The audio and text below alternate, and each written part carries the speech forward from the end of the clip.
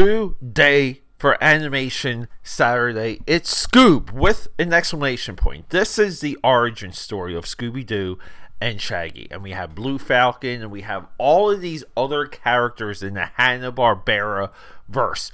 This movie came out during COVID. Zero impact, zero money, roughly cost $90 million. It's all on screen. This movie is such a fun, wild ride, and dare I say, it brought the kid out in me. I want to analyze that too.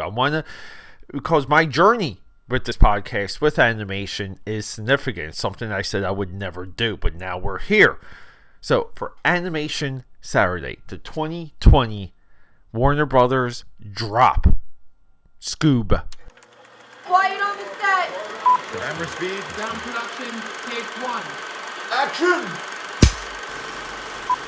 There's something to the idea that your film buff here, Peter A. DeLuca, aka AKAPAD, and welcome back, everyone. If you're new, and oh my god, do we have? It seems like every couple of weeks I have to just say hello to the newbies, guys. I see you in the analytics. Thank you so much. For a while on this podcast, I didn't want to do animation. If animation ever came up in friendly conversation, when people found out that I could draw, I was an illustrator, that I was highly interested in comic books and pop culture, I would often get, "Oh, did you see the new Pixar? Did you see this from DreamWorks? I think you would like this."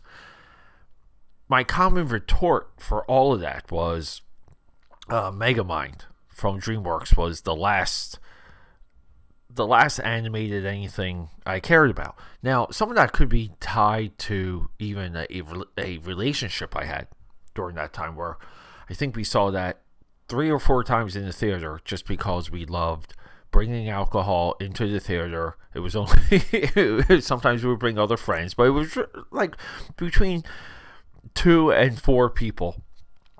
But we could just wild out. And at that point, it's almost like I left animation behind. When this podcast started, and at the time it was called Dream Warriors, it was, it took like a year to really figure out what the speed, what the momentum of this would be. Like, what exactly was I trying to do? All available in this feed, by the way. You can scroll all the way down and then listen to some of those earlier episodes. When this podcast gravitated towards single films, single episodes, I chose to stay away from animation. I didn't have the mindset for it. Even recently, I remember trying to watch Teenage Mutant Ninja Turtles Mutant Mayhem. Didn't get too far. Spider-Man Across the Spider-Verse, Spider-Man Into the Spider-Verse.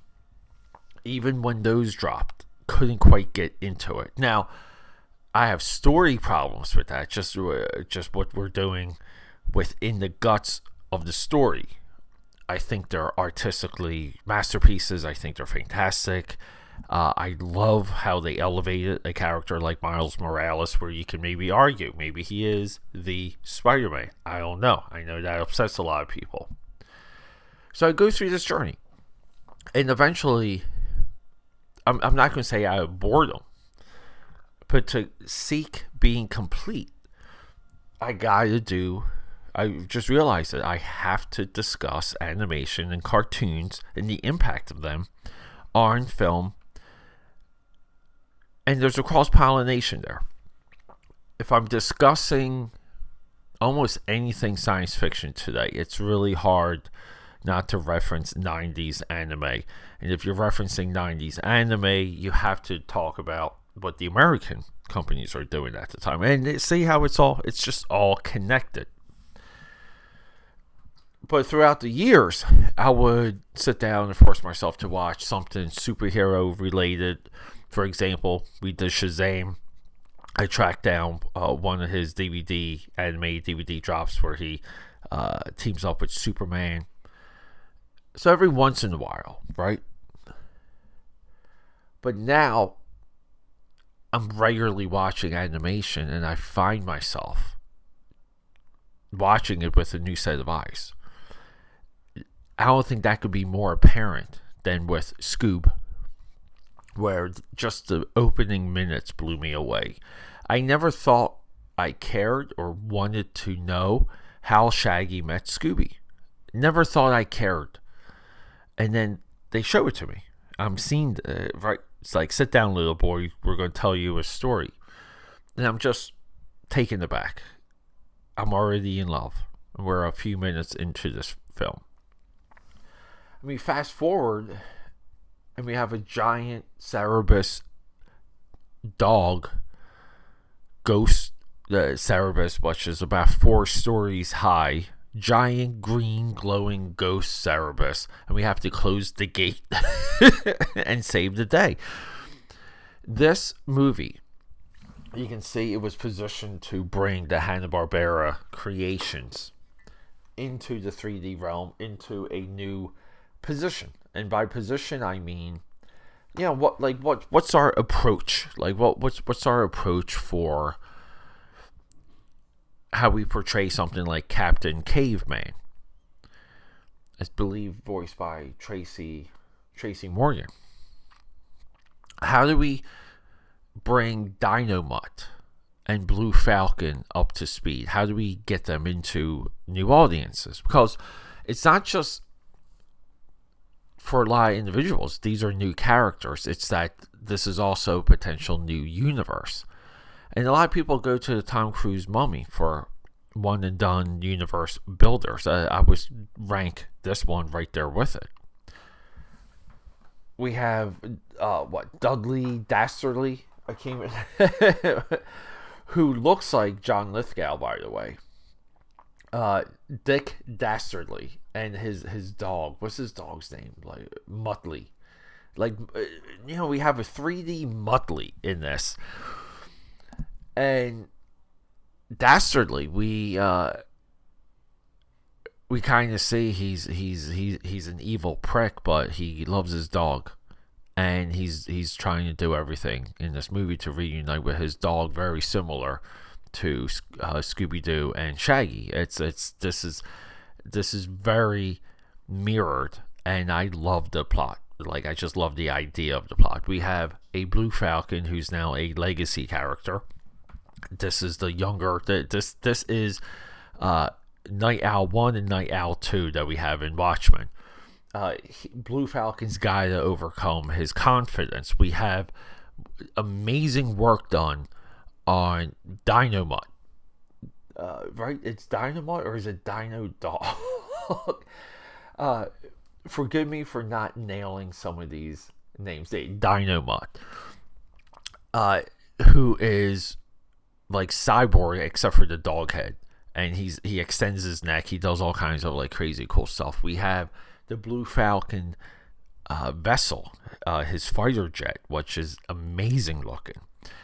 Dastardly has almost like a steampunk vessel, which is also cool. I mean, there's like a glow that comes in from the bottom of the hull when he's in his captain's chair. It's really cool stuff.